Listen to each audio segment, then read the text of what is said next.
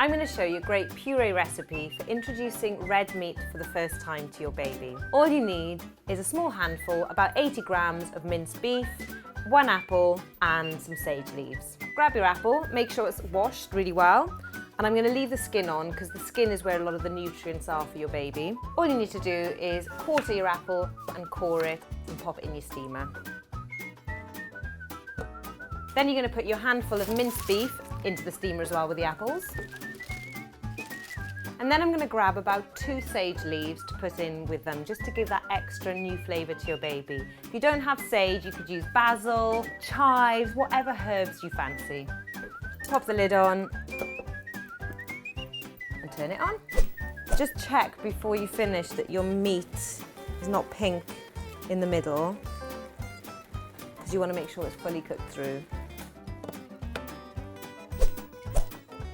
That's been steaming for about 5-10 minutes. I'm just going to check it's all cooked through. Yep, the meat is all brown and the apples are nice and soft. So I'm going to put that straight into my blender. Now hold on to the water that you were using to steam your food, because if you want to loosen the puree, that's always great because it's got that extra flavour. You could also use full fat milk, breast milk or formula if you prefer. Now before I blend that, I like to add a little bit of Parmesan, because I think it adds that natural seasoning, but don't use too much because it has got a little bit of a salty flavour to it. So I'm going to add a little bit of water just to help it along. You can add more if you want to make it a looser puree for your baby if they're just starting to wean, and then just blitz it up.